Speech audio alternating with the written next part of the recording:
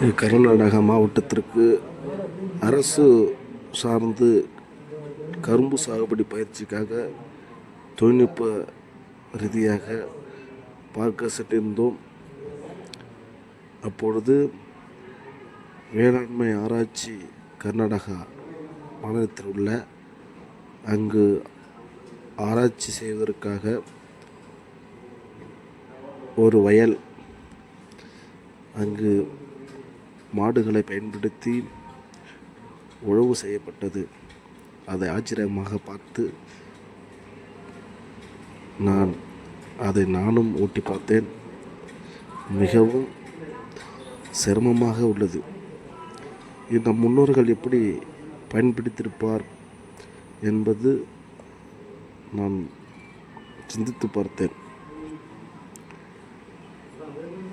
அவர்கள் ஓட்டும்போது எந்த பயிரையும் சேதப்படுத்தாமல் அருமையாக ஓட்டி சென்றது.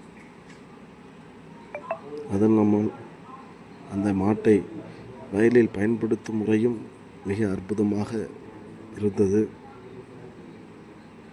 அடுத்ததாக நான் ஓட்டி பார்க்கின்றேன் என்று சொன்னவுடன் விவசாயியினிடம் அந்த மாட்டை கொடுக்கும்போது நான் ஓட்டி பார்த்தேன். என்னால் சரியான முறையில் அந்த வயலில் என்னால் ஓட்ட முடியவில்லை. விவசாயம் என்பது எளிமையான விஷயம் இல்லை. எல்லாமே நாம் கஷ்டப்பட்டால்தான் கிடைப்பது என்பது அங்கே தெரிகிறது. அங்கே விவசாயம் மட்டும் கஷ்டப்படவில்லை, மாடும்